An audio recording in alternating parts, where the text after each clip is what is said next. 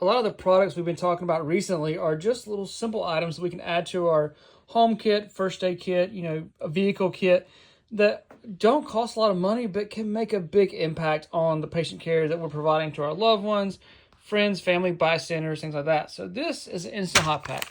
And you're like, what in the world, Dietrich? Come on.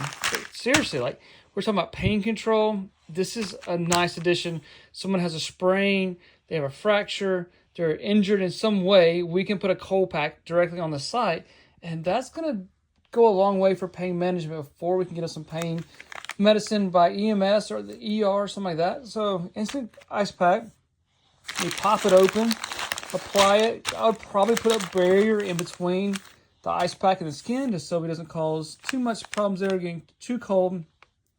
But we're going to pop this, and it's going to last a good while onto the extremity. But we're talking about fractures, dislocations. An ice pack can be a great addition to your kit. So adding a couple of these in there will be a huge help. I think probably 2 is what I would look at adding to your kit, especially if you have the room for it.